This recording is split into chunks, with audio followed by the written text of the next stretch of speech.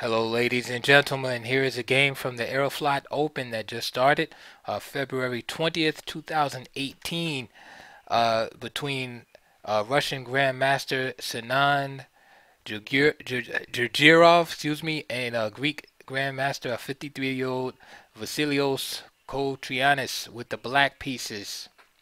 This game featured an opening we don't see common, too commonly at the too often at these higher levels. The Shigorins' defense. What can we say about the Shigorins' defense that won't take up too much time? Well, the Shigorin defense. Let's talk about the demerits of it first. First of all, it does not maintain the central post at D5, right? The D5 pawn. Also, with the knight coming to C6, you're blocking the C pawn. All right, and often black trades a bishop for a knight. So these are all demerits, right? So why do people play the Shigorin's defense? Well, here's the upside, right?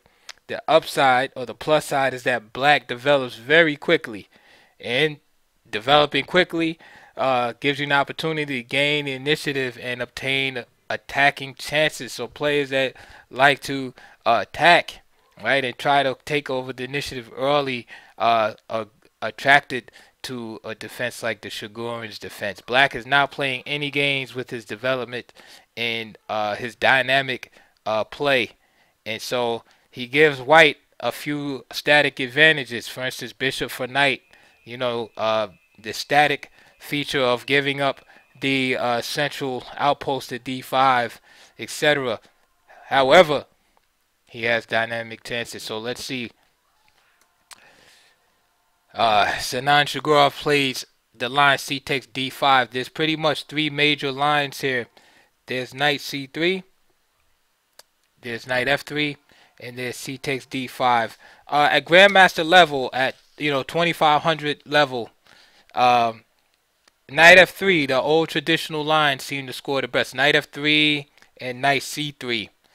These lines. For those of you who are not familiar, you can look those up. But say, for example, the knight f3 line usually goes like this. C takes, bishop takes f3, g takes f3, queen d5, e3, e6, and knight c3 here. And I'm not going to go into the whole line. This is just a sample game in the old line with knight f3. And again, white has his large center, two bishops, all right, and open G file, and he wants to push these static advantages on black and go into a more favorable middle game and eventually in a favorable end game. But the traditional line with knight f3 does well for black, excuse me, for white. And also knight c3. And for example, after knight c3, black can respond with knight f6 or d takes c4. D takes c4 is one of the common lines. Knight f3, for instance, knight f6, and e4, and you see again white getting a dominant position in the center, and again black trading the bishop for the knight. And notice that white is not really concerned here about the pawn structure, but it's more about control and dominance of the center, and also utilizing that bishop pair. Right now, the bishop pair hasn't made itself felt yet, but often in these type of games, as the position continues to unfold and more pieces are exchanged and the position starts to open up, that bishop pair definitely has a way of making itself felt. So that was just a brief look at those alternate lines. Now, what was played in the game is the third option, which is c takes d5. Now, the c takes d5 lines are similar to the knight f3, bishop g4 lines, except that white preserves the option of where to put that g1 knight. So you get similar play. So this game went e5, knight c3, bishop b4 from Cotronius, After all, after using the tempo to put his queen on d5, he wants to keep it there. And there's that exchange again, bishop for knight. Bishop takes c3 check, b takes c3, knight f6, c4. So let's take a snapshot of this position, and hopefully you'll remember the general principles of the Shigorin. Look at Black's development. He's way ahead of in development, right? He has two pieces, queen out, right? The bishop on c8 has no problems getting out, all right? And white has absolutely no development, right? So this position is about equal, right? Because Black's piece activity at this point is enough to compensate for the central dominance that and the bishop pair that white has at this point in the game. And that's what I'm saying. These make for exciting games because white has a lot of work to do. But at this point in the game, you can see the the principles that both sides are standing on.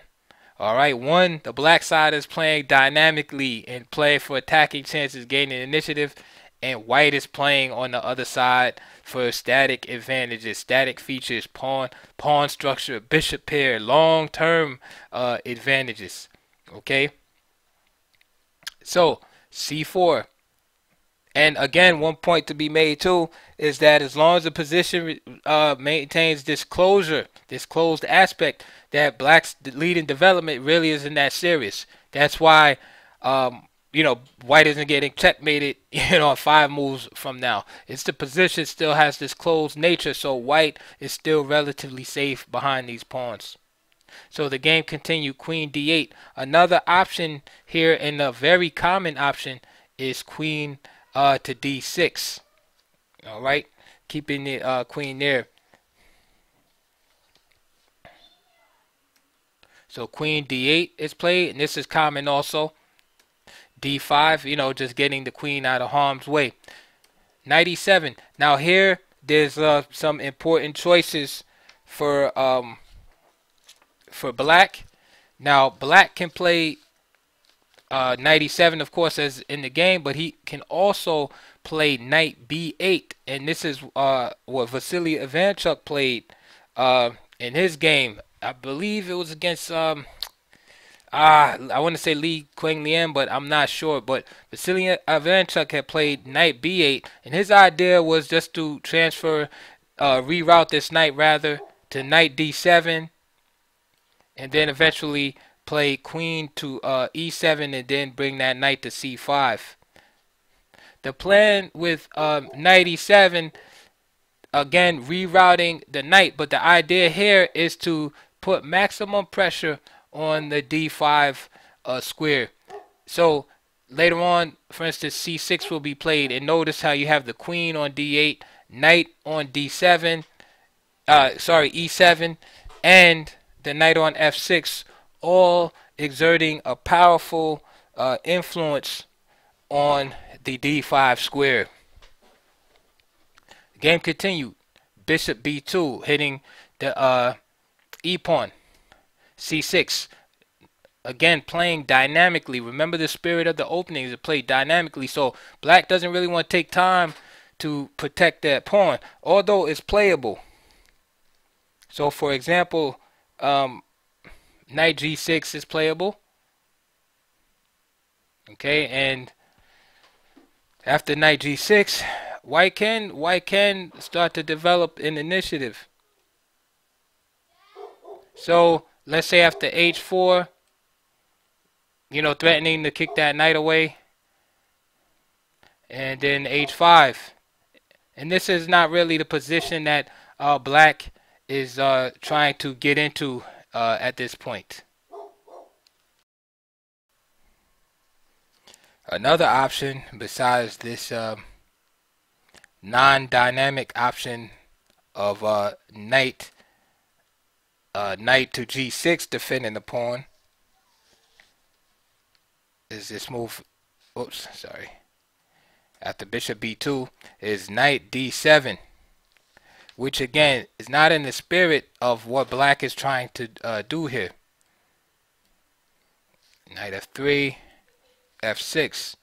And again, black has secured his pawns, but still, this is not the game that, although playable, this is not the type of game that that black is set out for. Remember, the static advantage is really with white. The bishop pair, the space, the central control, the weak black squares in this position. All right, so yes, is black equal right now? If you were to put the position in the engine or something, yes, but over the long term, black will probably have the more difficult chances here.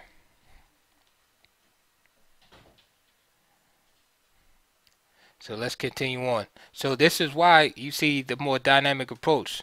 After bishop b2, black continues the counterattack. c6, bishop takes e5, no problem. And here, Cotronius embarks on an ambitious attack, and perhaps too ambitious. So knight e4, and he has a big idea of trying to exploit white's lack of development and the weakness on the dark squares here. Queen a5 check. The knight drops back to d2. C takes d5. C takes d5. And now knight takes d5. Notice that the material is equal for the time being. However, this move is a little too ambitious.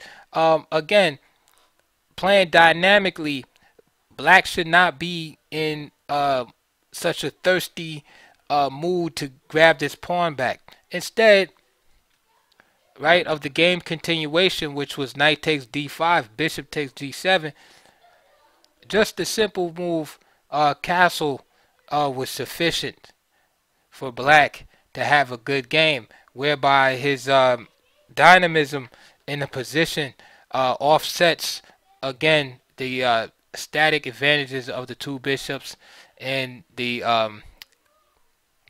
space advantage in the position. Okay.